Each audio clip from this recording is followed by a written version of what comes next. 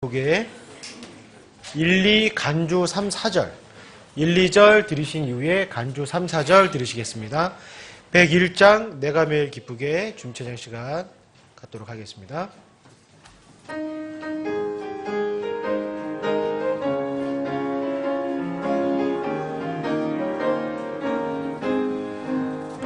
내가 매일 기쁘게 순례의 길 행함은 주의 팔이 나를 안보함이요 내가 주의 큰 복을 받는 참된 비결을 주의 영이 함께함이라.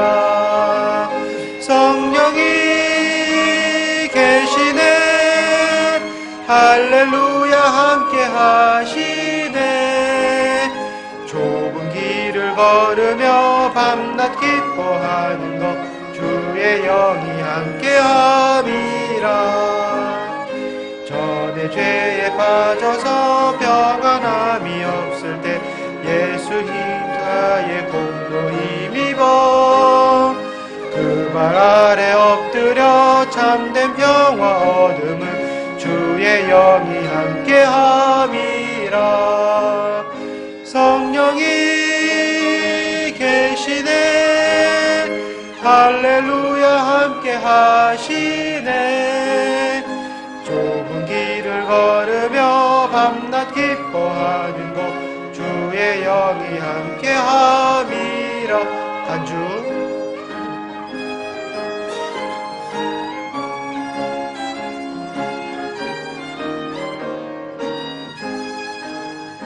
나와 동행하시고 모든 염려하시니 나는 숲의 새와 같이 기쁘다. 내가 기쁜 마음으로 주의 뜻을 행함은 주의 영이 함께함이라. 성령이 계시네 할렐루야 함께하시네. 좁은 길을 걸으며 밤낮 기뻐하는 것 주의 영이 함께함이라. 세상 모든 정욕과 나의 모든 욕망은 십자가에 이미 못을 박았네. 어두운 밤이 지나고 무거운 짐 벗으니 주의 영이 함께함이라. 성령이 계시네 할렐루야 함께 하시네. 좁은 길을 걸으며 밤낮 기뻐하는 것 주의 영이 함께 함이라. 아멘. 당부의 말씀 한 번 더 드리겠습니다. 핸드폰 한번 확인 부탁드리겠습니다. 혹시 음성으로 되어 계신 분들은 전원 버튼을 꺼셔서 예배 시간에 방해되지 않도록 전원 버튼을 꺼주시기를 부탁드리겠습니다. 그 뒷장에 99장 하나님의 나팔소리 99장 하나님의 나팔소리 1, 2, 3절 연속해서 들으신 이후에 본 예배 순서 진행토록 하겠습니다. 1, 2, 3절 연속해서 들으시겠습니다.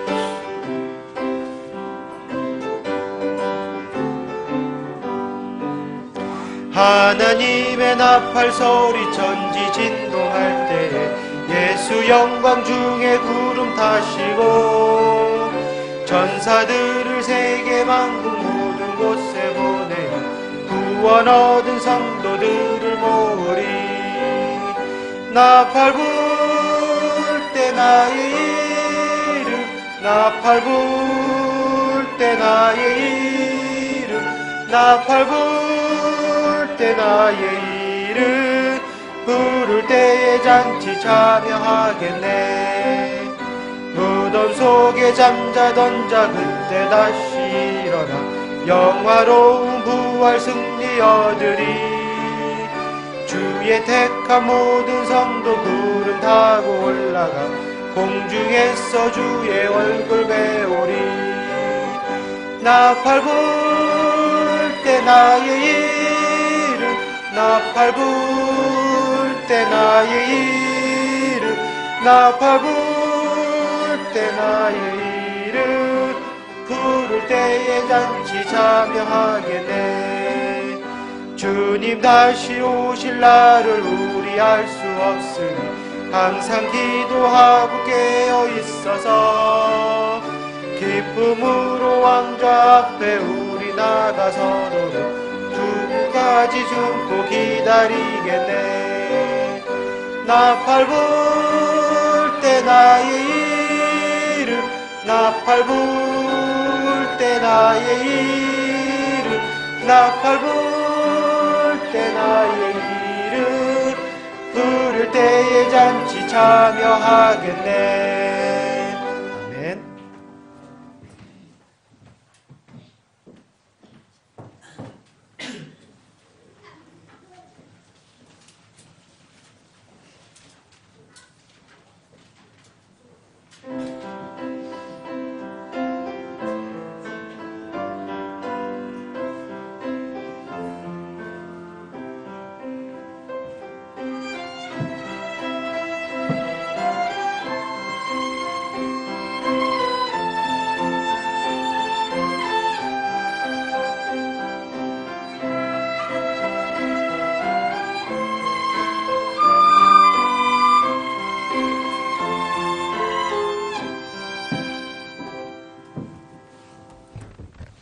다 함께 일어나셔서 찬송가 32장으로 하나님 앞에 찬양 드리도록 하겠습니다.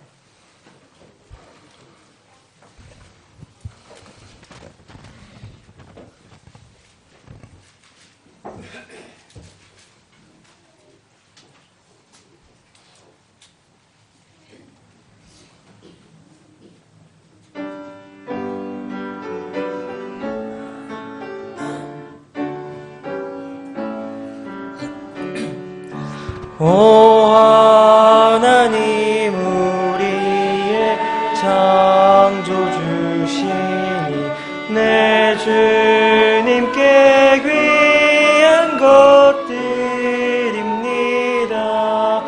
내 주께만 엎드려 경배드리며 내 주의 이름 높이 찬양하네. 오 하나님 우리의 대주제시여 큰 풍랑일 때도 도우셨네. 죽음에서 우리를 구하셨으니 내 주의 이름 높이 찬양하네. 주 하나님 이름을 함께 높이며 대주제께 영광을 돌리오리.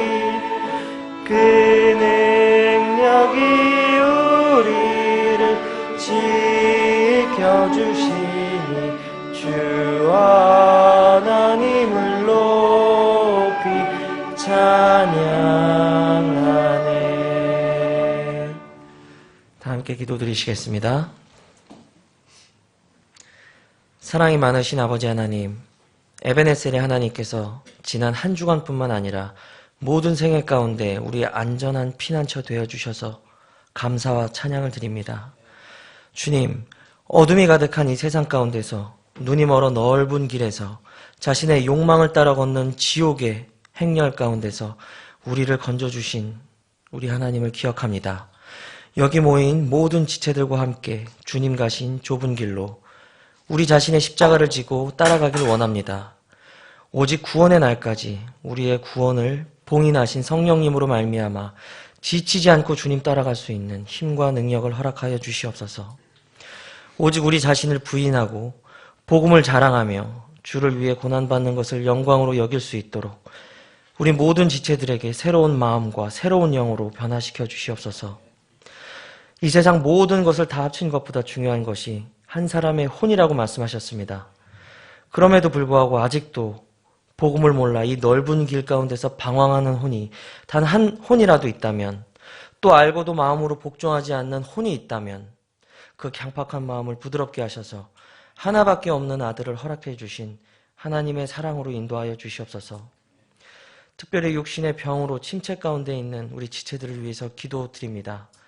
복음이 너무나도 영광스러운 선물이기 때문에 죄뿐만 아니라 우리 육신까지도 치료함을 주님 앞에 고백합니다. 그들의 고난 가운데서 병을 고치는 능력으로 나타나 주시옵소서. 이 모든 일들을 위해서 단위에서 말씀 전하는 설교자에게 복을 주셔서 선포되는 모든 말씀들 성령님의 능력과 지혜로 전하게 하여 주시옵소서. 곧 오셔서 우리를 데려가실 우리 주 예수님의 이름으로 기도드립니다. 아멘. 다 같이 앉으셔서 찬송가 208장으로 찬양 드리신 후에 헌물을 위해 기도드리시겠습니다.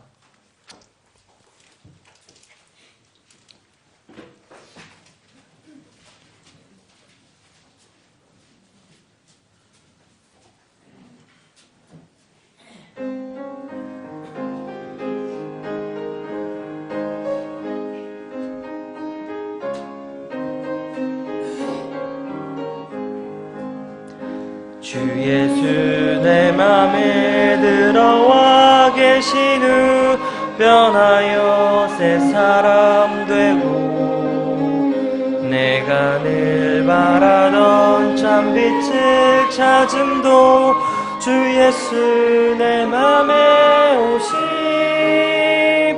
주 예수 내 맘에 오심 주 예수 내 맘에 오심 물밀듯 내 맘에 기쁨이 넘치는 주 예수 내 맘에 오심 주 예수 내 맘에 들어와 계신 후 망령된 행실을 끊고 머리털보다 더 많던 내 죄가 눈보다 더 이어졌네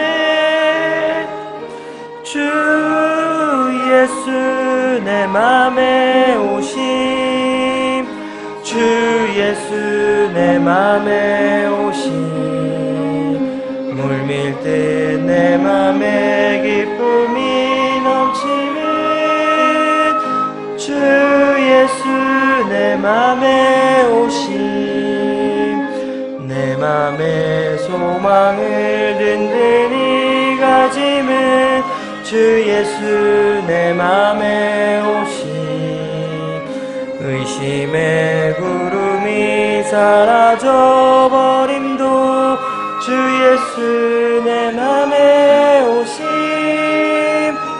주 예수 내 맘에 오심 주 예수 내 맘에 오심 물밀듯 내 맘에 기쁨이 넘치는 주 예수 내 맘에 오심 사망의 음침한 골짜기 가다가 밝은 빛 도련히 보고 저 멀리 하늘문 환하게 보임도 주 예수 내 맘에 오심 주 예수 내 맘에 오심 주 예수 내 맘에 오심 물밀듯 내 맘에 기쁨이 넘치는 주 예수 내 맘에 오심 나 이제 천성에 올라가 살기는 주 예수 내 맘에 오심 천성을 향하여 내가 곧 가리니 그 기쁨 비길 데 없네 주 예수 내 맘에 오심 주 예수 내 맘에 오심 물밀듯 내 맘에 기쁨이 넘치는 주 예수 내 만남에 오신. 아멘.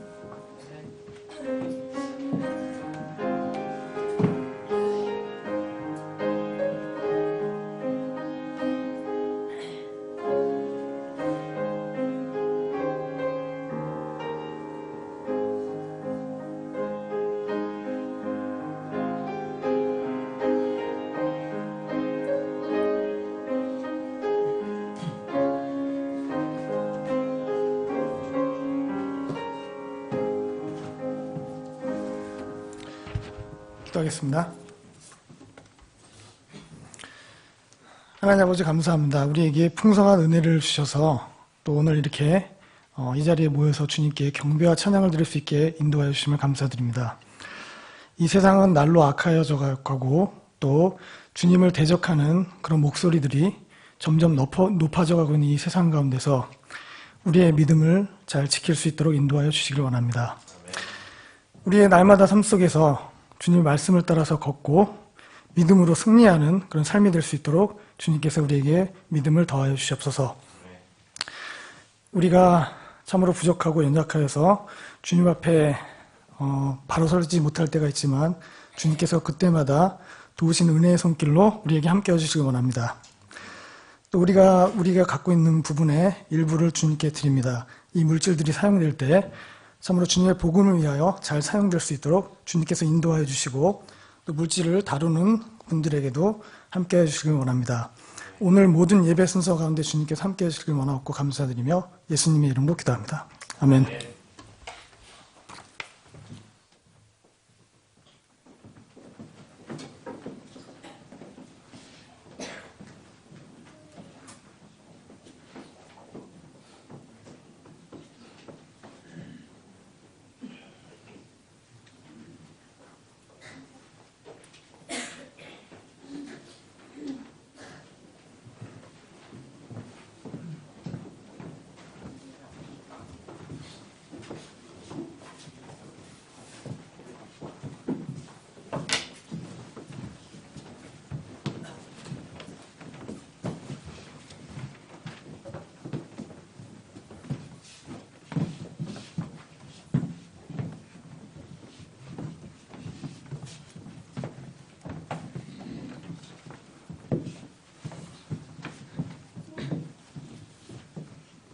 금요일하고 토요일 그 청년부 수련회 잘 다녀왔고요.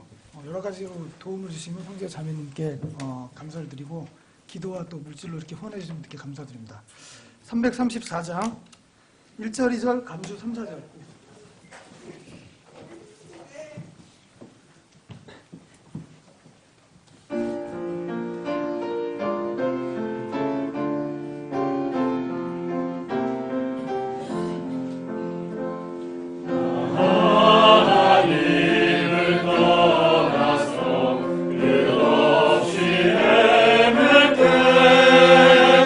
주빛을 바라본 후에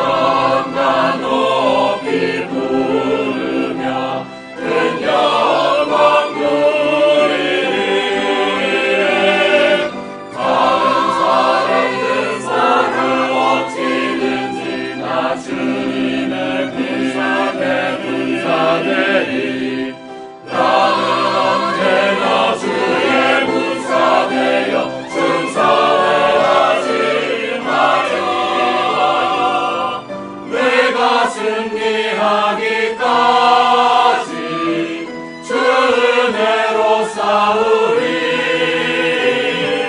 싸움을 이기기까 하는 주자 나 예수 군사들이.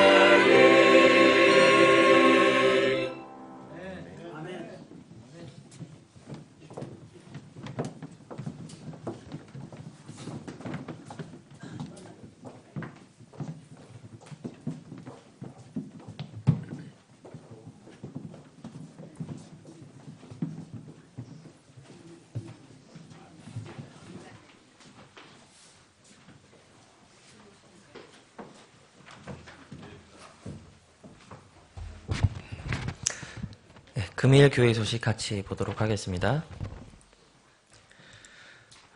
오늘 오후 예배는 침례 예배로 드려지게 됩니다. 수침자는 준비해 주시고 모든 지체들은 같이 참석하여 주셔서 침례 증인이 되어 주시길 바랍니다.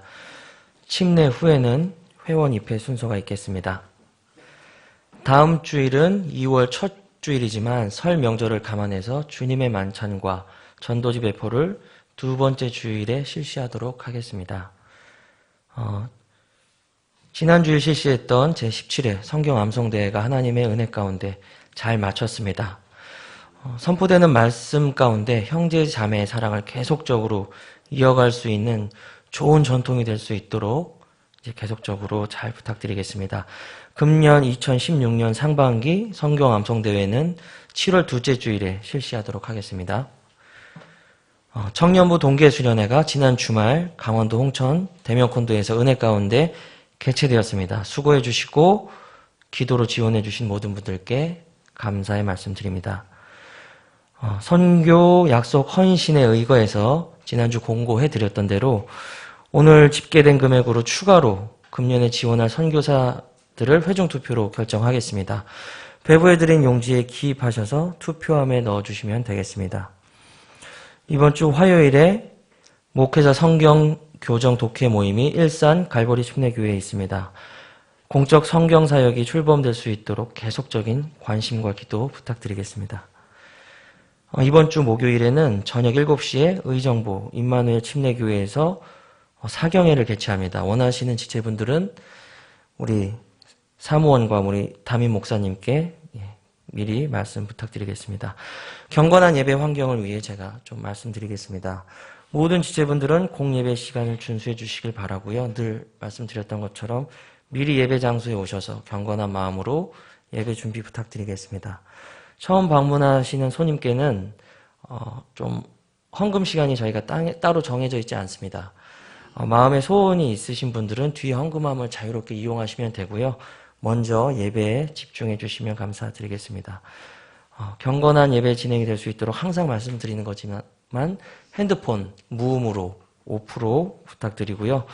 유아들이 있는 부모님들은 유아 예배실에서 같이 예배 드려주시길 바랍니다.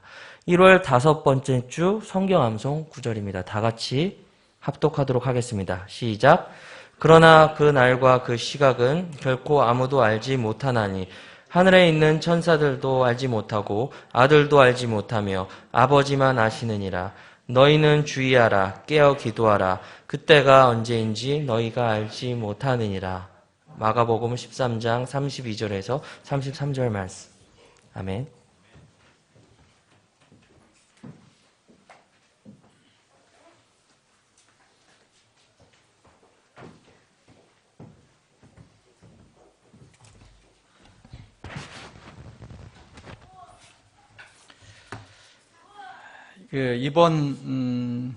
이번 돌아오는 주일이 아마 그 설 명절 연휴일 거예요. 그래서 아마 설 명절이 월요일 맞죠? 월요일이 명절이고 그 첫 주일 2월 7일이 주일인데 그래서 이 행사는 그 두 번째 주로 연기하겠습니다. 혹시 시골에 다녀오실 분들은 잘 다녀오시되 안전에 다녀오시되 설 명절에 이렇게 영적으로 영향을 받지 않으셔야 됩니다. 이 설 명절은 일시적인 거예요. 영원하지 않습니다. 영원한 것이 무엇인가, 그리고 주의 명절을, 성경에 있는 주의 명절을 늘 기억하시는 시간이 되기를 바랍니다. 오늘 지금 광고 드린 대로 여러분들이 이렇게 많이 헌신을 해주셔서 2016년도에는 저희들이 목표한 그 20여 명의 선교사를 지원할 수 있는 그런 준비가 된 것 같아요. 여러분 많이 헌신해 주셔서 다시 한번 담임 목회자로서 감사를 드리고요. 이거는 우리 교회의 복입니다. 예수님께서 가장 좋아하시는 거고 또 우리에게 가장 큰 명령을 내리신 것이 세계 복음 선교예요. 국내든 세계든 혼들을 건져내는 그 일, 우리는 땅끝까지 못 가니까 대신 가는 분들을 우리가 기도와 물질로 지원하는 겁니다. 그래서 주님께서 이게 가장 기뻐하시고 이것을 큰 보상을 이렇게 약속하신 건데, 여러분들 뒤에 2016년도 신규 지원 후보 선교사 명단이 있습니다. 이렇게 이걸 보시고 여기 8분이 후보가 있는데, 중국 연변 그리고 북한 선교를 하고 있는 자슈아 맥브라이어 선교사님을 비롯해서 멕시코, 미국과 멕시코에 선교를 하는 이왕로 목사님까지 이렇게 8분이 돼 있는데, 여러분들이 이렇게 기도하시면서 이분들을 잘 모르시는 분들도 있을 거 아니에요. 그러나 그래도 우리가 마음을 모은다는 뜻에서 여러분들이 이렇게 이분들은 지원해주고 싶다 하는 분들을 어디서 표시를 하시면 됩니다. 그래서 그걸 이렇게 집계해서 결정을 하겠습니다. 여러분들이 잘 이렇게 다 모르시기 때문에, 이분들에 대해 잘 모르시기 때문에 여러분들이 그래도 정리해 주신 걸 제가 모아서 제가 이렇게 가급적이면 주님께서 기뻐하시는 방향으로 이렇게 결정을 해서 8명을 다 지원할 것인지, 아니면은 여러분들이 많이 지원하는 분, 어떤 분은 또 이렇게 찬성을 많이 안 하시는 분이 있다면 그걸 감안해서 결정을 하겠습니다. 그러니까 그건 저에게 이렇게 맡겨주셔서 이렇게 해주시면 좋겠습니다. 필요하신 분들 저 뒤에 있거든요. 이 자료, 저희가 이 명단이 있어요. 그러니까 여기 이름이 있고 그 옆에 난이 있으니까 거기다가 이렇게 표시를 해주시면 됩니다. 오늘 중으로 꼭 하세요. 이건 2주 동안 투표할 거 아니니까요. 오늘 수가 어떻든 간에 오늘 결정할 겁니다. 여러분 꼭 표시를 해주시고요. 지난번 우리가 성경 암송대회를 했는데, 그때 각 팀별로 이제 6팀 다 시상을 했고요. 오늘은 그때 통장 암송, 이렇게 성경 전체 이렇게 한 챕터를 다 이렇게 외운 분들을 이렇게 시상하는 시간을 갖겠습니다. 7분 나와 주시죠. 주로 이제 우리 미래의 희망인 아이들입니다. 우리 아이들, 우리 통장 암송한 친구들 다 나와요. 빨리 나와요. 시간이 없어. 빨리 나와요. 빨리 나와요. 이 앞에 다 쓰세요. 이번에 많이 격려를 받았어요. 우리 어른들이 굉장히 도전을 받고 격려를 받았어요. 이 친구들이 이렇게 그 긴 성경을 줄줄줄줄 다 외웠어요. 여러분들 격려를 받으시고, 또 여기 어른 한 분 계신데, 이거 도서문화 상품권입니다. 이거 스폰서는 자매연합선교회입니다. 자매연합선교회 스폰서가 돼서 도서 상품권을 이렇게 줍니다.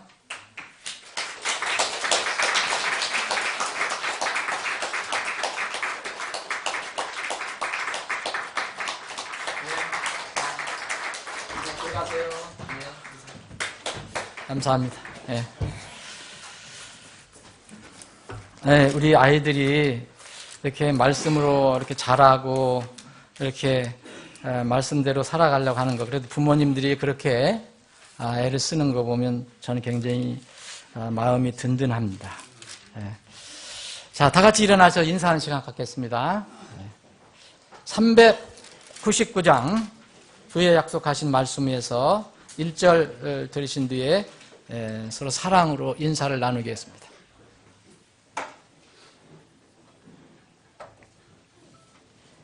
399장.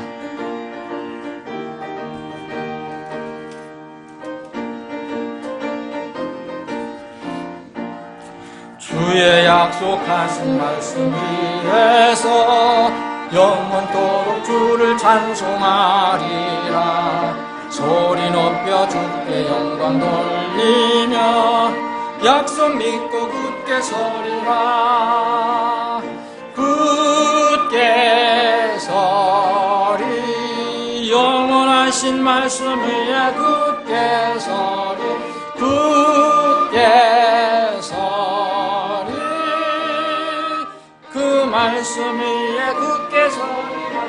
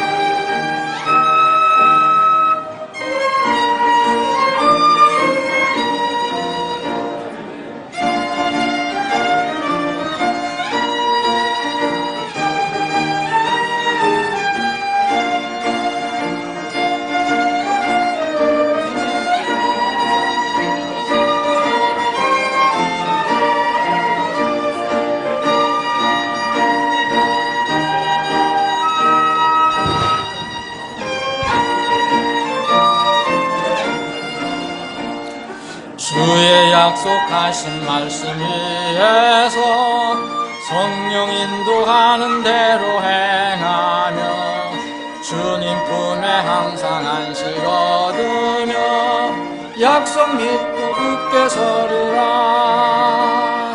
굳게 서리. 영원하신 말씀 위에 굳게 서리. 굳게 서리. 그 말씀 위에 굳게 서리라. 아멘. 우리 김양춘 어르신 짝이 누군지 아시잖아요. 근데 우리 이금자 어르신이 오늘 참석하셨어요. 공식적으로 이렇게 아침 예배 참석하신 게 처음 아니에요? 전화를 하셨어요? 예, 당산동에 있을 때 오셨었나? 아니, 그 행사 때는 오셨는데 주일 아침에는 처음 아니신가 하는 생각이 드네요. 예, 이게 시작이 반입니다. 네.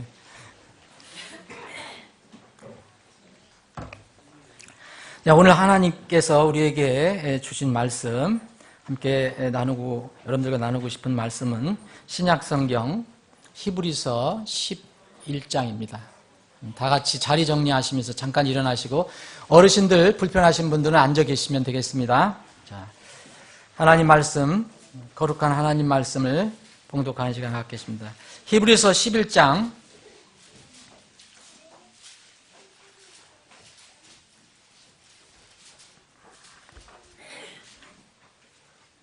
제가 앞에 부분을 읽고요. 뒤에 부분, 여러분들과 함께 읽는 부분을 말씀드리겠습니다. 제 11장, 히브리서 11장 1절로 4절을 말씀드리겠습니다. 읽겠습니다. 이제 믿음은 바라는 것들의 실체요, 보이지 않는 것들의 증거니 그것으로 장로들이 좋은 평판을 얻었느니라. 믿음을 통해 우리는 세상들이 하나님의 말씀으로 지어준 줄을 깨닫나니 그런즉 보이는 것들은 나타나 보이는 것들로 만들어지지 아니하였느니라. 믿음으로 아벨은 가인보다 더욱 뛰어난 희생물을 하나님께 드리고 그것으로 말미암아 의로운 자라는 증거를 얻었으니 하나님께서 그의 예물들에 대하여 증언하시니라. 그가 죽었으나 믿음으로 지금도 말하고 있느니라. 32절 뒤에 페이지 보시면 제가 몇 절 또 읽고 여러분들 함께 읽는 부분을 말씀드리겠습니다. 32절입니다. 내가 무슨 말을 더 하리요? 기드온과 바락과 삼손과 입다와 또 다윗과 사무엘과 대언자들에 관하여 말하려면 내게 시간이 부족하리라. 그들이 믿음을 통해 왕복들을 정복하기도 하며 의를 이루기도 하며 약속하신 것들을 얻기도 하며 사자들의 입을 막기도 하며 맹렬한 불을 끄기도 하며 칼날을 피하기도 하며 연약한 가운데 강하게 되기도 하며 싸움에서 용맹하게 되어 애부의 군대들과 싸워 물리치기도 하며 여인들은 35절부터 40절까지는 여러분들과 함께 봉독합니다. 여인들이라고 시작되는 부분서부터 40절까지 시작합니다. 여인들은 자기들의 죽은 자를 다시 살려서 받기도 하며 다른 이들은 더 좋은 부활을 얻으려고 고문을 당하되 구출받기를 원치 아니하였으며 또 다른 이들은 심한 조롱과 채찍질뿐 아니라 참으로 결박과 옥에 갇히는 시련도 겪었으며 돌로 맞기도 하고 톱으로 잘리기도 하며 시험을 받기도 하고 칼로 죽임을 당하기도 하며 양과 염소의 가죽을 입고 떠돌아다니며 궁핍과 고난을 당하였으니 세상은 이런 사람들에게 합당치 아니하였느니라. 그들이 사막과 산과 동굴과 동굴에서 떠돌아다녔느니라. 이 사람들은 다 믿음을 통해 좋은 평판을 얻었을 때 약속하신 것을 받지는 못하였으니 이것은 하나님께서 우리를 위해 더 좋은 것을 마련하사 우리가 없이는 그들이 완전하게 되지 못하게 하려 하심이니라. 아멘. 아버지 하나님, 말씀을 주심을 감사합니다. 참으로 이 험하고 어지럽고 참으로 혼란한 세상 속에서 이 등불이 되는 빛이 되는 말씀이 없으면 저희들은 이 세상에서 어떻게 살아가야 할지 모를 것입니다. 주님, 우리에게 이 빛이 되는 말씀을 늘 주셔서 우리가 흔들리지 않고 또 당황하지 않고 이 땅에서 살아가게 하심을 감사합니다. 오늘도 이 말씀을 붙들고 잠시 동안 주님께서 우리의 가슴을 향해 선포하시는 그 말씀을 듣기를 원합니다. 우둔한 입술을 가진 이제 사람이 선포하지만 그 말씀이 하나님의 입에서 나온 기록된 말씀이라면 우리 모두 말씀 앞에 부복하는 시간이 되게 하여 주시옵소서. 거룩하신 예수님의 이름으로 기도합니다. 아멘. 다 앉아주시기 바랍니다. 침례탕을 준비하느냐고 여러분들이 나오실 때 좀 불편함을 드린 것 같아요. 원래 이제 우리가 건물을 가지면 미국 교회처럼 미국에서는 교회를 세울 때마다 먼저 제일 뒤에 이 침례탕을 먼저 만듭니다. 어느 교회든 대부분 여러분들 동침례 가보시면 뒤에 이렇게 침례탕이 있습니다. 근데 우리는 이제 세를 살면서 하니까 이렇게 간이식으로 이렇게 침례탕을 만들어서 쓰고 있습니다. 좀 불편하더라도 여러분 이해해 주시기 바랍니다. 저는 이게 그 목회를 이렇게 하고 나서 왜 사람들이 이렇게 성경의 가르침을 이렇게 좀 불편해하는가, 그런 것을 좀 이해하게 됐습니다. 이해하게 됐다고 해서 그것을 제가 인정하는 것은 아니고요. 저도 이렇게 세례를 한 번 받았고 또 침례는 2번을 받았습니다. 근데 2번 받았고 1번 받았다는 것은 하나님 편에서 볼 때는 정확한 바른 침례는 하나뿐입니다. 그래서 침례를 받을 때는 제가 느끼지 못했는데 이제 목회를 이렇게 오래 해보니까 왜 세상 교회들이, 그리고 왜 사람들이 이렇게 간이식으로 다 이렇게 하는 것을 좋아하는지 알게 되었습니다. 불신 세상은 물론이려니와 우리 믿는 사람들까지도 편리하고 쉬운 것을, 아주 쉬운 것을 더 좋아하게 돼 있어요. 여러분들도 마찬가지입니다. 일부러 어려운 것을 이렇게 택해서 하는 사람들이 없을 거예요. 쉬운 게 있다면 그 쉬운 것을 택할 겁니다. 그래서 저 목회자로서도 이 때로는 이제 고백하는 건데, 이 편리하고 쉬운 방법을 택하고 싶은 영적 유혹이 있어요. 이건 솔직히 고백을 하는 겁니다. 지난번 우리가 이제 영하 18도까지 내려갔었잖아요. 우리가 이제 침례를 해야 되는데 영하 18도에 물되어서 할 용기가 안 나더라고요, 사실은. 이게 사람의 약함인데, 근데 성경의 가르침은 이제 상황에 상관없이 그 예수님이 가르쳐 주신 말씀은, 하나님께서 선포하신 말씀은 그대로 그것이 변함없는 진리입니다. 바뀌어질 수가 없어요. 이 성경의 가르침은 복음을 받은 사람들에게, 복음을 사람들에게 주고, 이 복음을 받은 사람은 그 사람이 진실로 복음을 받았다면, 믿음을 가졌다면 그 진실함 여부를 확인하고 바로 침례를 주게 돼 있어요. 바로. 어떤 경우처럼, 어떤 교회에서 가르치는 것처럼 뭐 6개월이든 1년 동안 무슨 훈련을 하고 무슨 공부를 하고 연습을 해서 하는 게 아니라 성경의 가르침은 똑같습니다. 먼저 그러면 너희는 가서 모든 민족을 가르치고 해서 복음을 전하라는 거예요. 그리고 그것을 받으면 아버지와 아들과 성령의 이름으로 그들에게 침례를 주고 그랬잖아요. 그리고 이제 내가 명령한 모든 것들을 가르쳐 지키게 하라. 사실 교회에서 훈련과 교육은요, 이 3단계입니다. 근데 이것을 거꾸로 하는 경우가 많아요. 근데 성경적으로는 그건 맞지 않습니다. 그래서 사도행전 2장에 오순절 날 이 하나님께서 베드로를 사용하셨잖아요. 그 많은 사람 앞에서 베드로가 설교를 하게 하죠. 그래서 대부분 유대인들이었는데 유대인들이 이 설교를 듣고 마음에 찔림을 받아서 어떻게 하면 좋겠느냐. 그래서 정말 예수를 믿고 회개하라. 그래서 그 많은 사람들이 그날 말씀을 기쁘게 받아들였어요. 하나님의 말씀을. 근데 사도행전 2장 40절 보면 그때 그의 말을 기쁘게 받아들인 사람들이 바로 뭐였습니까? 침례를 받으매 그랬거든요. 침례를 받으매 바로 그날에 3,000명이 그들에게 더해지더라 그랬어요. 이게 성경의 원리입니다. 이건 변하는 것이 아니에요. 그런데 현실적으로 신앙 고백자가 고령이거나 나이가 많이 드셨거나 또 몸이 불편하거나 또 아프거나 또 건강하더라도 날씨가 춥거나 또 침례 장소가 마땅하지 않으면 어떻게 해야 되겠습니까? 어떻게 좋은 방법이 없을까? 이렇게 생각을 하게 되죠. 그게 바로 그래서 컵에 물을 담아가지고 머리에 몇 방울 물을 뿌려주는 세례 의식이 생기게 된 것입니다. 그 원 배경은 그겁니다. 성경에는 그렇게 하라는 것이 전혀 나오지 않습니다. 예수님도 물속에 들어가셨고 또 에디오피아 내시도 물속에 들어갔다 나오고 그래서 이 성경적으로 하나님께서 우리에게 가르쳐 주신 것은 우리가 거기를 더하거나 뺄 그런 권리가 전혀 없습니다. 어떤 교회도 권리가 없어요. 그것은 하나님께서만 가지고 계시는 권리예요.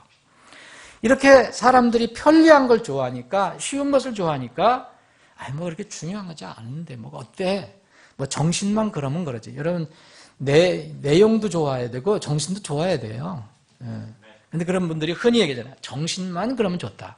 근데 믿음은 반드시 그런 건 아니거든요. 믿음은 입과 함께 실천을 하는 거거든요. 그래서 사람들은 편리성, 쉬운 것, 이런 것과 함께 더불어서 하나님의 복음을 잘못 이해하는 사람들이 이제 또 어떻게 생각했냐면, 세례를 받거나 침례를 받거나 이래야 구원을 받는다고 가르치는 사람들이 생겼어요. 그런 교회들이 생겼고요. 그러니까 이제 이런 세례를 받거나 물침례를 받기 어려운 아픈 사람이나 노약자는 어떻게 해야 될 건가? 그래서 간편한 세례의식이 도입이 된 겁니다. 콘스탄틴 대제는 기독교를 공인했지만 구원받은 사람이 아니에요. 그 사람은 기독교도 공인했지만 자기가 믿는 이방 신도 죽을 때까지 섬겼어요. 그래서 이제 죽을 때 침상에서 물을 뿌려달라고 그랬어요. 그게 세례예요. 그렇게 한다고 그 사람이 천국에 가는 건 아니잖아요, 여러분.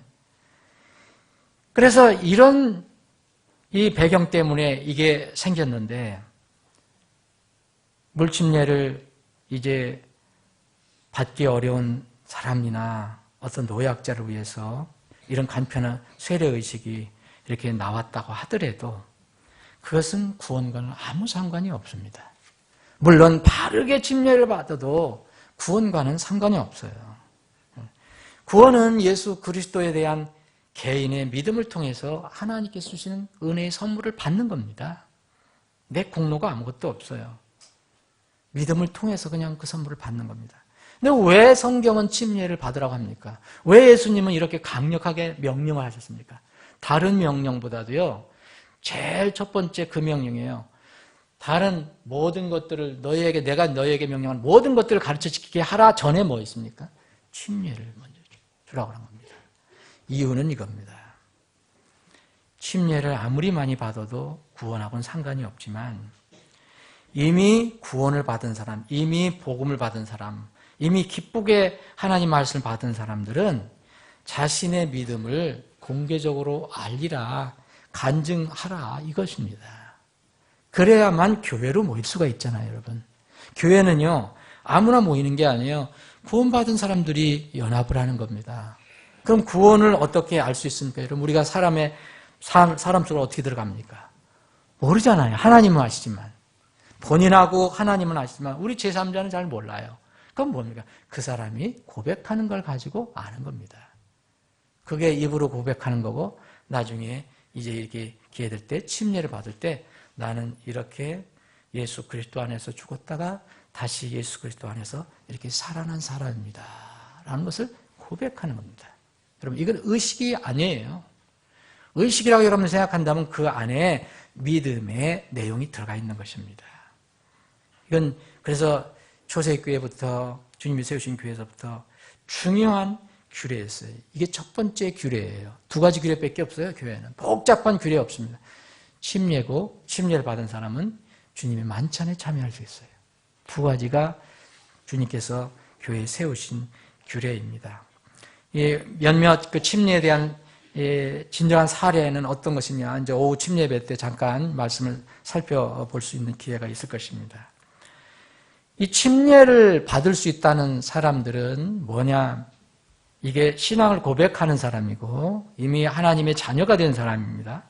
그럼 이 하나님의 자녀들, 곧 그리스도인들이 사는 곳이 어디입니까? 우리는 말씀의 진리를 따르지만 사는 곳은 불신 세상 바깥에 사는 것이 아니라 불신 세상 안에서 살아가고 있어요, 지금. 이런 상황에서 필연적으로 나타나는 상황이 있거든요. 그게 뭡니까, 여러분? 그리스도인이 하나님의 자녀들이 이 땅에 살아갈 때 나타나는 현상이 있어요. 원하는 게 아니에요. 우리가 원하는 건 아니지만 자연스럽게 나타나는 현상이 뭐냐면 세상이나 불신자들과 갈등이 일어나게 돼 있어요. 믿음이 다르고 생각이 다르고 사는 방식이 다르고 영혼을 생각하는 것이 방법이 다르고 가는 곳이 다르기 때문에 때로는 부딪힘이 일어날 수 있습니다. 이거 당황하거나 놀랄 일이 아니에요. 전혀 놀랄 일이 아닙니다. 요한복음 15장 18절부터 19절에 예수님께서 친히 하신 말씀이 이런 말씀이에요. 세상이 너희를 미워하면 그것이 너희를 미워하기 전에 나를 미워한 줄 너희가 아느니라. 제자들이 예수님 쫓아다니는 것 때문에 세상에서 미움을 받기 시작했거든요. 근데 예수님께서 그 제자들을 격려합니다. 너희를 세상이 그것이 너희를 미워하기 전에 세상이 나를 미워하는 줄 너희가 안다. 너희가 세상에 속하였으면 세상이 자기 것을 사랑하였으리라. 자기 것을 사랑하잖아요. 그런데 너희가 세상에 속하지 아니하고 도리어 내가 세상에서 너희를 택하였으므로 세상이 너희를 미워하느니라 그랬어요. 여러분, 이 그리스도인들이 거듭난 사람이 왜 세상에서 살 때 부딪힘이 있느냐? 여러분, 싸우란 얘기가 아닙니다. 이게 마음으로 신앙으로 자꾸 부딪힘이 있는 이유가 그거라는 겁니다. 그래서 이 하나님 말씀을 받은 사람들은 세상에서 반드시 홀대를 당하거나 때로는 미움을 당하거나 때로는 수치를 당할 수도 있습니다. 두려워할 필요도 없고 당황할 필요도 없어요. 놀랄 일도 아닙니다. 예수님께서 이 지상에서 계실 때 하나님 아버지께 기도하는 내용이 요한복음 17장에 나오는데 그게 진실한 주님의 기도입니다. 그 주님의 기도에 보면 14절에 이런 말씀이 있어요. 내가 아버지의 말씀을 그들에게 주매 그랬어요. 예수님께서 하나님 아버지의 말씀을 세상 사람들에게 막 줬잖아요. 제자들에게 줬잖아요. 세상이 그들을 미워했으니 이유는 딱 하나입니다. 세상이 제자들을 미워하는 이유는 예수님께서 그들에게 하나님 아버지의 말씀을 주었기 때문에 그들이 하나님의 말씀을 받아서 그것을 미워한다는 거예요. 미워하느니라. 그 이유 때문에 이는 내가 세상에 속하지 아니한 것 같이 그들도 세상에 속하지 아니하기 때문이다. 예수님이 세상에 속하지 않았어요. 세상에 와서 사람들 구하려고 오셨지만 세상에 속한 분이 아니에요. 제자들도 예수님께서 택하셨어요. 이 세상에서 여전히 살지만 세상에 속한 사람들이 아닙니다. 우리는 이 세상에 살지만 세상에 속한 사람들이 아니에요. 진실로 구원받은 사람은 하늘에 속한 사람들입니다. 그리스도 안에 속한 사람들입니다. 이미 그래서 구원받은 하나님의 자녀들이 이 불신 세상에서 믿음으로 살아갈 때 자연적으로 나타나는 그런 일들입니다. 그런데 만약 믿는 사람에게 이런 일이 전혀 일어나지 않는다면 신앙을 고백했고 구원을 고백했고 난 예수님이 내 주인이다 이라고 고백한 사람이 만약 세상에 사는데 전혀 이런 일이 안 일어난다면 세상도 즐겁고 세상 친구들도 재미있고 너무너무 좋고 예배 드리는 것보다 더 좋고 그렇다면 뭔가 말씀이 틀렸든지 하나님이 하신 말씀이 틀렸든지 본인의 문제가 있든지 둘 중에 하나일 겁니다. 그렇죠? 그런데 우리가 하나님 말씀을 틀렸다고 믿을 수가 없겠죠. 세상이 그를 전혀 미워하지 않는다면 그리고 세상에 사는데 아무 부족함이 없고 아무 꺼리낌이 없고 세상이 너무 즐겁다면 무엇이 문제인가? 그리스도인이 세상과 구별 없이 살아가는 것 때문이 아닌가? 만약 어떤 그리스도인이 세상을 즐거워하면서 살아간다면 하나님과의 영적인 진정한 관계를 한번 살펴볼 필요가 있습니다. 요한일서 2장 15절 17절에는 이런 말씀이 있습니다. 세상이나 세상에 있는 것들을 사랑하지 말라 그랬어요. 이건 구원받은 그리스도인들에게 주신 말씀입니다. 어떤 사람이 세상을 사랑하면 아버지의 사랑이 그의 속에 있지 아니하니라 그랬어요. 어떤 사람이 세상을 정말 사랑한다면 아버지의 사랑이 그의 속에 있지 아니하니 세상에 있는 모든 것, 곧 육신의 정욕과 안목의 정욕과 인생의 자랑이 아버지에게서 나지 아니하고 세상에서 나느니라. 세상도 그것의 정욕도 사라지되 오직 하나님의 뜻을 따르는 자는 행하는 자는 영원토록 거하느니라 그랬습니다. 여러분, 우리 그리스도인들이 신자들이 불신 세상과 갈등이 일어날 때가 있어요. 뭔가 잘 안 맞아요. 불편해요. 이럴 때 우리가 나타나는 두 가지 감정이 있는데 하나는 두려움입니다. 자연스러운 겁니다. 이게 성장이 안 되면, 그리고 성장된 사람도 때로는 상황에 따라 그럴 수가 있어요. 하나님의 사람 아브라함도 상황에서 두려워서 이제 자기 아내를 이제 실제 아내였는데 이제 그 상황에 가서는, 어려운 상황에 가서는 내 누이라고 하라 까지 했어요. 사람은 이런 신자들이 불신 세상과 갈등이 일어날 때는 먼저 뭐가 생기냐면 두려운 마음이 생겨요. 두려운 마음. 또 하나는 불편함입니다. 불편한 거예요, 이게. 이것 때문에 신자들이 세상과 타협하고 세상에 동화되어서 살아가려고 하는 것입니다. 하나님의 진리를 따르고 세상에서 구분되어서 하나님의 특별한 백성으로 살아가는 것이 두려워질 때가 있습니다.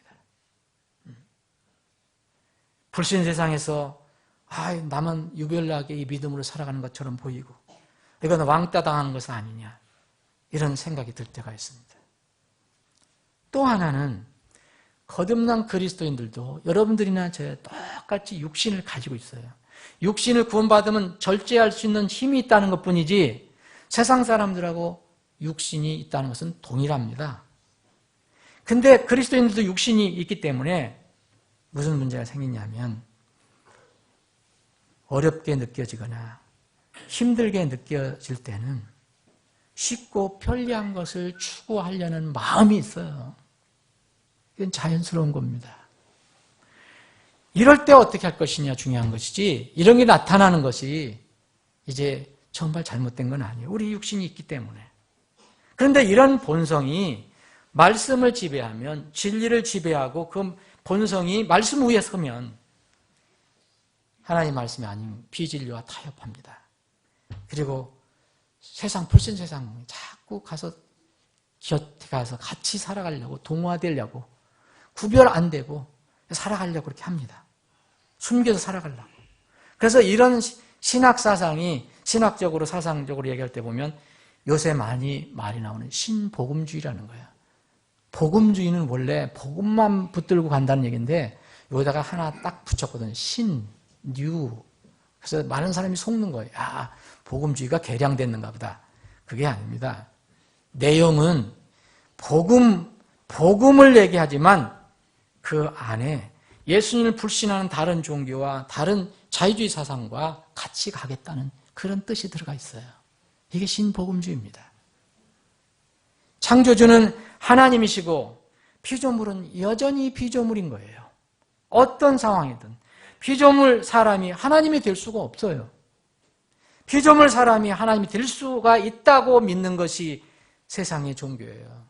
불교는 오래 수련을 하면 성불이 돼요. 성불. 그게 목표예요. 그래서 끝이 없는 거예요, 불교는. 기독교는 끝이 있습니다. 예수님께서 내가 다 끝냈다. 힌두교, 이상 세상 종교들 대부분 그런 겁니다. 그리고 여러분 요새뿐만 아니라 벌써 오래전부터 이게 세상을 지배하기 시작하는 이 비진리로 하나님 말씀을 반대하는 그런 원리로 세상을 통일하려는 뉴에이지 운동 같은 것이 다 거기서 나온 겁니다. 이름은 다 뉴요. 멋있는 거, 현대적이고.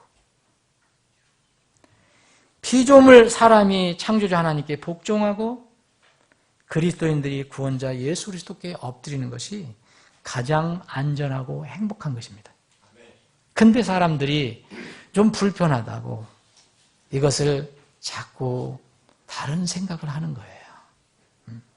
이것을 벗어나는 것은 스스로 위험한 상황에 자기가 들어가는 것이고 스스로 불행을 불러들이는 겁니다. 영적으로 그렇다는 겁니다. 사울이 어떻게 해서 이 사울 왕이 어떻게 이제 왕의 권위에서 물러났습니까? 하나님께서 직접 그렇게 하셨어요.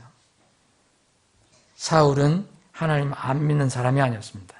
뭔가 자기 생각을 자꾸 덧붙이고 자기 생각을 하나님 말씀보다 더 중요시 여겼기 때문에 폐위가 된 겁니다. 사무엘이 선언합니다. 하나님 말씀 듣고 주께서 주의 음성에 순종하는 것만큼 번제 헌물과 희생물을 기뻐하시겠나이까. 벌써 순종이 희생 헌물보다 낫고, 순종은 무조건 순종하는 게 뭐에 순종하는 겁니까? 말씀에 순종하는 겁니다. 순종이 희생 헌물보다 낫고 귀를 기울이는 것이 순양의 기름보다 나으니 거역하는 것은 마술죄와 같고 완고한 것은, 고집 피우는 것은 불법과 우상 숭배와 같나이다. 왕이 주의 말씀을 버렸으므로 그랬잖아요. 왕이 주의 말씀을 버렸으므로 그분께서도 왕을 버려 왕이 되지 못하게 하셨나이다. 사람이 하나님을 버리는데 하나님 어떻게 할 수 있는 방법이 없잖아요. 사울이 하나님의 말씀을 버렸어요. 오늘 우리가 본문 말씀을 보면은 여기 히브리서 11장에는 믿음장이라고 하는 건데, 원래 유명한 믿음장이라는 겁니다. 이제 우리가 흔히 이제 성경을 공부할 때 어떤 장은 이제 이렇게 기억하기 좋게 이런 이 타이틀을 붙여서 기억하는 게 있습니다. 그래서 이 히브리서 11장은 믿음장이라고 해요. 고린도서 13장은 뭐 사랑장 이런 것처럼. 예? 이 믿음장에 보면 도대체 믿음장이 뭐냐? 믿음에 관해서 처음부터 끝까지 믿음에 관해서 쓴 것이다. 물론 다른 데도 믿음에 관해서 많이 있지만, 그럼 이 믿음에 관해서 어떤 사람, 특별한 사람들을 이 농명을 합니다. 이름을 다 기록을 해놨어요. 그래서 흔히 이제 성경학자들은 흔히 이 그 히브리서 11장에 있는 이 내용을 가지고 믿음의 명예 전당이라고 얘기를 해요. 정말 명예스러운, 이제 세상에서 뭐 명예스러운 일을 하는 사람, 잘하는 사람, 능력 있는 사람은 뭐 이렇게 명예 전당에 이름을 올리잖아요. 예를 들어 누구예요? 이제 골프 잘하는 사람이 있으면 골프 잘하는 어떤 기준이 되면 그 사람을 명예 전당에 올려줘요. 영원히 지상에 있는 한. 네. 그처럼 이 믿음의 명예 전당이에요. 믿음의 명예 전당. 여기 믿음의 명예 전당에 이름이 쭉 기록이 되어 있어요. 이 하늘의 이 생명책에는 여러분 수많은 사람들의 이름이 기록되어 있을 것입니다. 우리가 알지 못하는, 정말 이 창세 이후로 구원받은 사람의 이름이 다 거기 기록이 되어 있을 거예요. 믿음을 통해서 은혜로 구원받은 사람, 하나님 말씀 믿고 구원받은 사람이 다 기록되어 있어요. 근데 여기는 이제 일부만 기록이 되어 있어요. 여기 이름을 봐도요, 여기 4절에 아벨이라는 이름이 나오고요, 5절에 에녹이 나오고, 노아, 아브람, 이삭, 야곱, 사라, 요셉, 그리고 이름이 여기 기록되어 있잖아요. 모세의 부모 모세, 그리고 창녀 라합, 기드온, 바락, 삼손, 입다, 다윗, 사무엘, 이런 사람의 이름이, 개인적인 이름이 쭉 기록이 되어 있어요. 하나님의 생명책에는 수많은 사람의 이름이 기록되어 있지만 우리가 지상에서 사람들이 볼 수 있는 이 기록에는, 명예의 전당에는 이 사람들이 이름이 기록이 되어 있어요. 그리고 나서 여기서 우리가 읽은 것처럼 이런 사람들의 이름을 다 말하려면 시간이 부족하다, 이렇게 얘기해요. 히브리서 기자는요. 더 많은 사람들이 있다는 거죠. 그러면서 이제 시간이 부족하다 하면서 그 뒷부분에 뭐냐면 이름 없는 여인들을 그냥 묶어서 여인들이라고 얘기했고요. 특별히 여인들이라고 했어요. 믿음을 가지고 있는 자매들. 그리고 이제 36절에 보면 또 다른 이들. 그래서 이름을 기록하지 않는 사람들이 어떻게 믿음을 지켰는가를 기록을 하고 있습니다. 그런데 여기에 이름을 기록한 사람들은 각자의 그 나름대로 어떤 부분에 대해서, 그 믿음에 대해서 얘기하고 있어요. 이분들을 다 약점이 있는 분들이에요. 이분들이 다 완전한 사람이라고 생각해서는 안 됩니다. 노아, 아브라함, 사라, 보세요. 이삭, 야곱 다 약점이 있죠. 네? 보세요. 아브라함도 실수도 했고요. 또 사라도 이 하나님께서 말씀하신 거 처음에 안 믿다가 이제 90세 자식을 낳는다니까 웃었잖아요. 그래서 그거를 들켰잖아요. 그래서 혼이 났잖아요. 뭐 여러 가지 이런 것들, 여러분 그 야곱은 어떤 일을 했는지 여러분 알 겁니다. 완전한 사람이 아니에요. 그런데 믿음을 가지고 있었다는 거예요. 그 믿음을 이야기합니다. 근데 이 뒤에 있는 사람들은 이름이 기록되어 있지 않아요. 그런데 이 사람들이 어떻게 믿음을 지켰는가를 이야기하는데, 이 사람들의 믿음을 지킨 일은 참으로 우리가 이 세상에서 지금 이 시대에서는 정말 원하지 않는 내용들이 나와 있어요. 원하는 사람 아무도 없을 겁니다. 여기 보세요. 여기 아벨이 제일 첫 번째 이름으로 나오는데, 아벨 첫 번째 이름으로 기록된 아벨은 뭐로다 믿음을 지켰습니까? 죽음으로 믿음을 지켰어요. 비록 자기 형 가인에게 맞아서 죽었지만 그 믿음 때문에 죽은 겁니다. 그래서 성경은 얘기합니다. 그가 죽었으나, 그랬잖아요.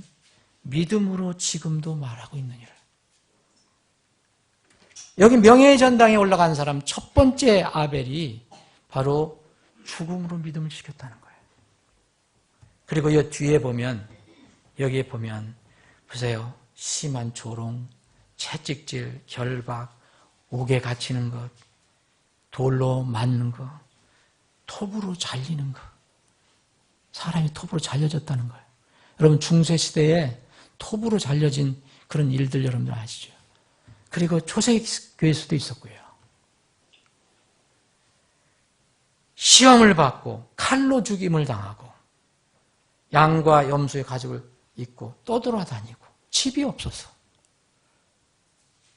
그 당국이나 그 나라나 괴롭히고 여러 가지 방법으로 힘들게 하니까, 그리고 만날 궁핍한 거예요. 이 시대 소위 얘기하면은 그 성공만 가르치는 기독교 얼마나 차이가 있습니까? 궁핍하다는 거예요. 이 사람들은 평생 궁핍하다가 갔어요. 궁핍과 고난과 고통을 당했다. 여러분 오늘 어젯밤에 따뜻한 그래도 집에서 월세든 전세든 자가든 그래도 여러분 따뜻한 데서 주무시고 오늘 나왔어요. 근데 우리의 믿음의 선조들은 그런 집이 없었어요. 사막, 믿음 때문에 사막, 산, 동굴, 땅굴 떠돌아다녔어요. 이것이 바로 믿음의 전당에 들어간 사람들이라고 기록을 하고 있습니다. 저는 이런 분들을 이름 없는 영웅들이라고 부르고 싶은 겁니다. 이름 없는 영웅들. 정말 이름을 기록하고 찬양을 받아야 할 사람들인데, 그래서 요새 세상에서 그 스포츠 용어로다 이런 얘기를 합니다. 언성 히로. 그게 뭐냐면, 저 사람은 충분히 칭찬받아야 할 선수인데 아직 묻혀있다. 그렇게 얘기를 해요. 근데 이 이름 없는 이런 성도들이 이렇게 믿음 때문에, 단순히 믿음 때문에 어려움을 당했어요. 물론 이 사람들은 주로 대부분 구약 사람들을 여기서 얘기한 걸 것입니다.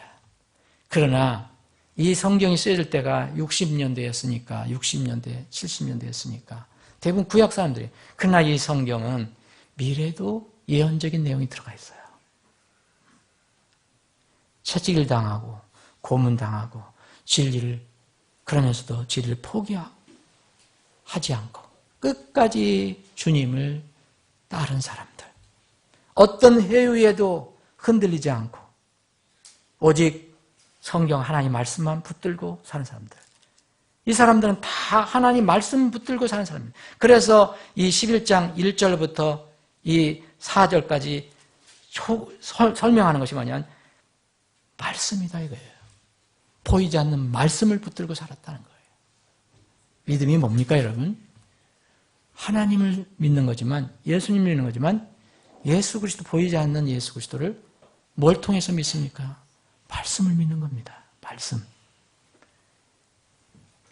우리 이런 성도들 중에서 많은 사람들이 진리 때문에 죽음을 차라리 택한 사람들, 아벨의 이런 그 후손들이 많이 있습니다. 역사적으로. 오직 말씀을 붙들고 살았던 사람들. 이 사람들 중에 신약의 역사를 본다면 바로 이 사람들을 흔히 애나베프티스트라고 부릅니다. 물론 이 사람들이 다 애나베프티스트는 아니에요. 또 애나베프티스트가 다 이렇게 이런 사람들이라고 볼 수는 없어요. 그것을 이름을 또 이렇게 일부러 사용한 사람들도 있어요. 옳지 않은 사람들이. 그런데 이 이름은 적들이 붙여준 이름이에요. 본인들이 저기 한 게 아니에요. 그 사람들은 오직 성경 신자였습니다. 예수님 따르는 사람들이었어요. 제자였어요. 그런데 주위에 있는 사람들이 이 사람들이 애나베프티스트라고 부른 겁니다. 애나라는 건 다시란 뜻이에요. 재란 뜻이에요. 그래서 재침례자들이라고 불린 거예요. 그게 애나베프티스트의 유래입니다. 적들의 입장에서는 재침이지만 하나님의 눈에서는 딱 한 번 바른 침례를 받은 사람들이에요. 그것을 또 강조한 사람들이에요. 당시 왜 이런 이름이 붙여졌느냐? 여러분 중세시대에 로마 가톨릭 지배했었잖아요. 그 복음이 없었잖아요. 예수님을 믿는다고 얘기하지만 거기다가 인간의 행위를 덧붙여야 되고요. 마리아를 통해서 하나님께 가야 되고 이래서 전부 성경의 거짓이거든요. 없거든요. 성경 말씀에. 오직 하나님 예수 그리스도의 피를 믿고 우리가 주님께 나가는 거거든요. 은혜로 우리 공로가 뭐가 있겠습니까? 우리가 공로가 많이 있다면 우리는 구원받은 후에 주님을 위해 사는 것은 이제 보상으로 우리에게 내려주실 것입니다. 우리가 구원받으려고 우리가 할 수 있는 것은 아무것도 없어요. 믿음을 통해서 주님께 나가는 것뿐입니다. 그래서 이 로마 가톨릭이나 다른 종교에서 이제 오랫동안 살다가 루터도 그 예입니다. 오랫동안 사제로 있다가 결국 로마서를 읽다가 구원을 받았잖아요. 그 로마 가톨릭이나 다른 종교에서 복음을 알고 구원을 받은 사람들에게 주님의 명령에 따라서 이 사람들이 침례를 준 것뿐입니다. 그러면 그 사람들은 어렸을 때 유아 영세도 받고 세례도 받고 했더라도 이게 재침이 아니라 첫 번째 침례였죠. 그런데 이 사람들이 조롱하느냐고 저 친구들은 2번 세례를 주는 거야. 그래서 재세례파, 재침례파라고 이름을 붙여준 겁니다. 그러나 그것이 우리에게는 영광스러운 우리 조상들의 이름이 되었어요. 어떻게 부르든 하나님께서 보시는 진리는 딱 하나입니다. 세상이 오해하고 비난하도 진리는 변하지 않습니다. 순교자들이 모두 재침례 성도는 물론 아니에요. 그러나 재침례 성도들이 대부분을 차지하고 있습니다. 그들은 단순한 성경의 진리 때문에 죽었어요. 성경에 기록된 순교자는 물론 성경에 기록된 순교자는 다 침례 성도들이에요. 여러분 만약 침례에 관해서 얘기한다면 예수님 베프티스트입니다.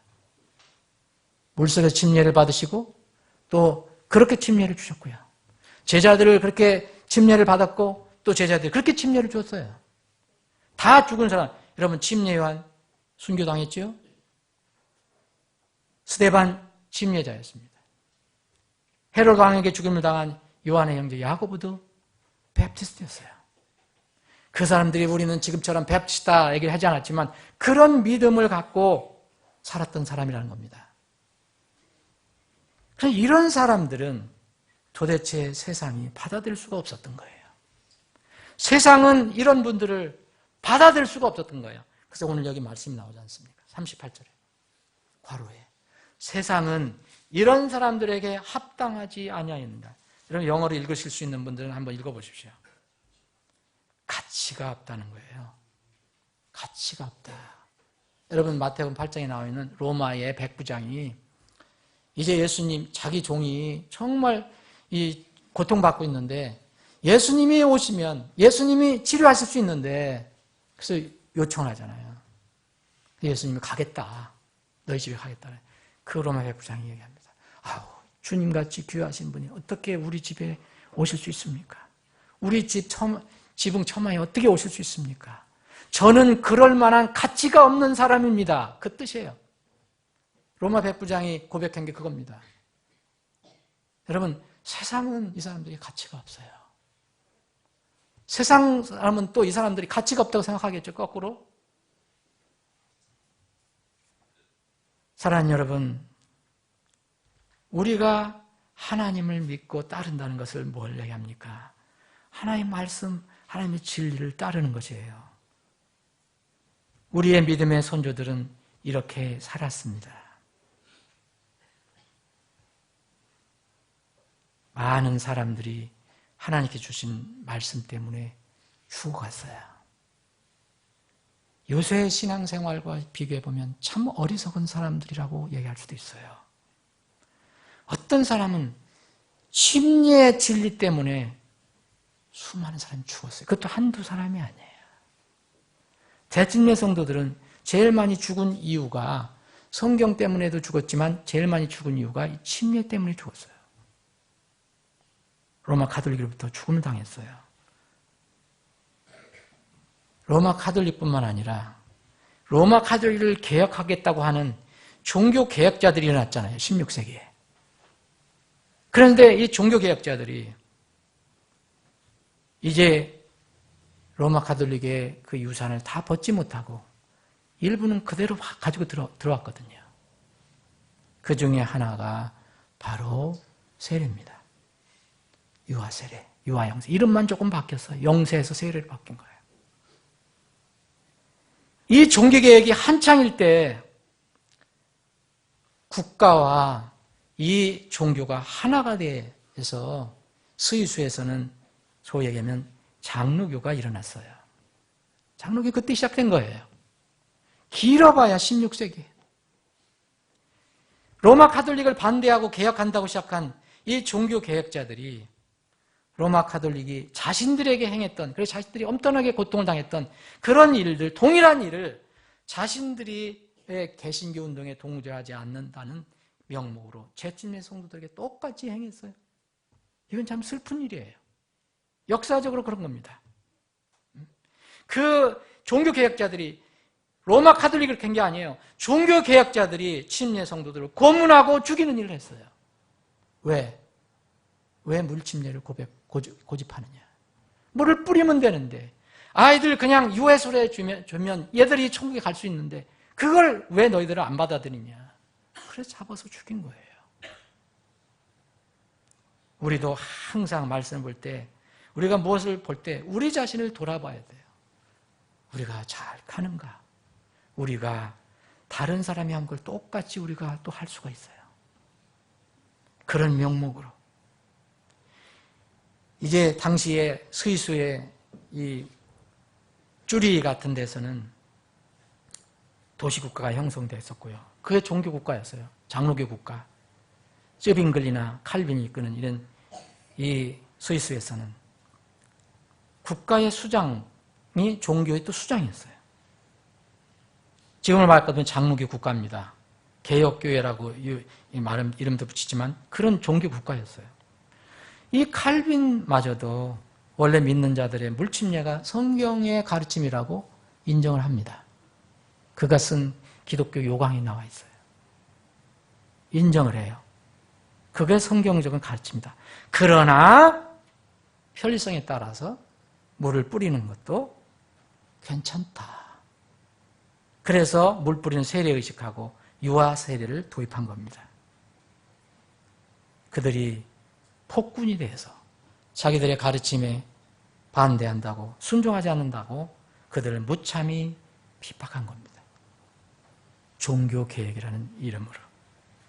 중세시대에 제침례 성도들이 죽은 거는 말할 것도 없고요. 종교개혁이 일어나서 이제 빛이 왔구나 했는데도 이런 어려움을 당했어요. 그게 우리의 믿음의 선조인 제침례 성도들이에요. 그 중에 믿는 자의 물침례가 성경의 진리라고. 믿는 자의 물침례는 뭡니까? 믿은 사람이 침례를 받는 거지 믿지 않고 아무것도 모르는 사람을 침례를 주는 게 아니라는 거예요. 세례를 주는 게 아니라는 거예요. 교회 오래 나간다고 그냥 세례 주고 아이 얼마 됐다고 세례 주고 그런 건 성경이 없다 이거예요. 믿는 자, 분명히 내가 믿는다 할 때 침례를 주는 거. 이걸 믿는 자의 물침례가 성경의 진리라고 외쳤어요. 이분들은. 유아 세례는 이게 성경적이 아니다. 이건 무서운 것이다. 아이들을 잘못하면 성장시켜서 지옥으로 보낼 수 있다. 반대했던 이런 사람들이 있었습니다. 그 스위스 국가에서, 종교국가에서. 후세의 역사가들이 어떻게 찾아내서 많은 사람들이 있었지만 세 사람을 찾아냈어요. 펠릭스 만츠라는 사람, 그리고 그레벨이라는 사람, 그리고 조지 블라우르게라는 사람, 세 사람을 이렇게 이야기를 기록을 했습니다. 이 사람들은 처음으로 이렇게 믿는 자들의 물침례를 갖춘 사람들이 아니에요. 이 사람들도 누구를 통해서 성경을 전하는 사람들 통해서 배운 거예요. 성경을 보고 확인한 거예요. 이 사람들이 거기서 스위스 국가에서 처음으로 얘기한 게 아닙니다. 다만 이 사람들이 당국의 주목을 받게 돼서요. 그 안에 들어오게 된 거예요. 그래서 이 기록에 남게 됐어요. 이 사람들이.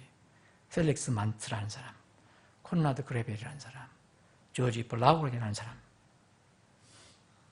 이 사람들이 이 쭈리의 시당국은 이 사람들을 아나베프티스트라고 이름을 붙인 거예요. 저 사람들은 못된 사람이라 제 세례를 주는 사람들이다. 그래서 아나베프티스트. 그래서 이렇게 부르면서 이들을 체포하고 핍박하고 가두고 심지어는 죽이까지 한 겁니다.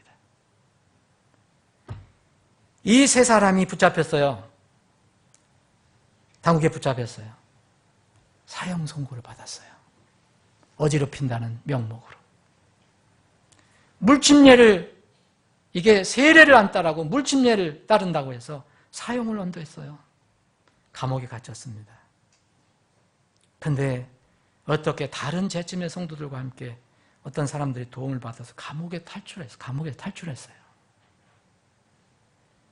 그런데 이 중에 다시 펠릭스 만츠라는 사람은 붙잡혔어요. 붙잡혀서 이제 사형을 집행받게 됩니다. 이 사형 장소가 어디냐면 강가였어요. 강가. 얼마나 잔인합니까? 세례를 안 따른다고 물 침례를 준다고 너희는 그래 물에서 죽이겠다. 그래서 강가로 사형 장소를 만들어 갖고 강가로 끌고 가서 강가에서 어떻게 죽이겠습니까, 여러분? 물속에 수장시키는 거예요. 이 사람을, 이 펠릭스 만츠를 긴 장대에다가 끝에다 달아놓고, 긴 장대에다가 달아놓고, 이 만츠를 물속에 붕 집어넣다가 숨이 끊어질 만한 얼른 이렇게 세워서 숨을 쉬게 하고, 다시 물속에 집어넣다가 다시 꺼내고, 이런 일을 반복했어요. 그때 종교개혁자들이 그에게 질문합니다. 펠릭스, 네가 네 신앙을 번복하면 목숨은 살려주겠다. 이 형제 어떻게 답했을까요? 이건 제가 만든 게 아니에요. 자료에 있는 걸 그냥 여기 드리는 거예요. 아니요. 나는 내 믿음에 신실할 것입니다. 영어는 No, I'll be true to my belief. 그래서 이 당국자는, 사형 집행한 사람은 잔인해요. 사람들이 만츠의 어머니를 끌고 왔어요. 그걸 보게 하는 거예요. 아들을 물속에 집어넣었다가 다시 일어나, 물속에 집어넣었다가 다시. 어머니가 얼마나 가슴이 찢어지겠습니까? 그런데 그의 어머니도 제쯤의 성도였어요. 훌륭한 신앙의 소유자였어요. 오히려 펠릭스, 너 그거 뭐 아무것도 아니야. 그거 안 한다고 해. 그럼 목숨은 살려줄 거야. 그렇게 얘기하지 않았습니다. 아들을 보고 펠릭스, 믿음을 포기하지 마라. 번복하지 마라. 강하게 외쳤어요. 당국자는 그래서 장대 끝에 달린 이 펠릭스 만츠를 여러 번 강물 속에 집어넣었다가 다시 들어올리고 집어넣었다가 다시 들어올리고 해서 그래서 물에 수장시켜서 죽였어요. 그것이 펠릭스 만츠가 죽은 이유입니다. 딱 하나 이거예요. 하나님 말씀을 그냥 따르겠다 하는 것이 죄였어요.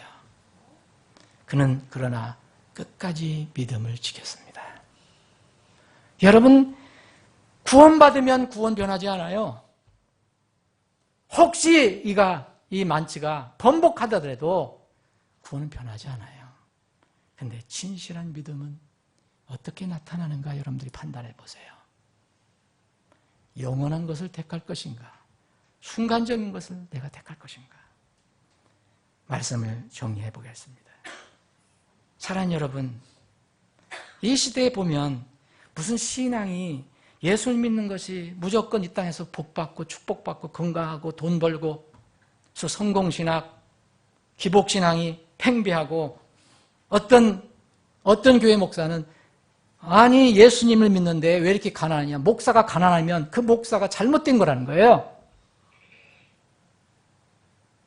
그분들에게 내가 주고 싶은 말씀이 있어요. 최소한도 히브리서 11장 36절부터 38절까지 읽어보시라. 그들은 믿음 때문에 조롱당했고 채찍질 당했고 결박당했고 옥에 갇혔고 때로는 돌에 맞기도 하고 심지어는 톱에 잘리기도 했고 또 칼로 죽임을 당하기도 했고 궁핍해했고 고난당했고 고통당했고 거처가 없어서 이리저리 떠돌아다녔습니다. 오직 믿음 때문에 진리 때문에. 사랑하는 여러분, 여러분의 신앙의 기초는 무엇입니까? 여러분의 신앙의 기초는 뭡니까?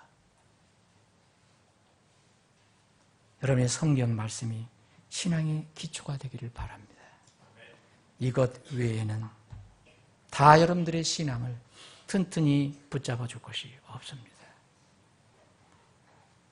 주의 뜰에서의 한 달이 첫날보다 나으니 내가 사악한 제 장막들에 거하는 것보다 차라리 내 하나님의 집 문지기가 되겠나이다. 이런 고백이 우리 모두의 고백이 되기를 바랍니다. 기도하시겠습니다.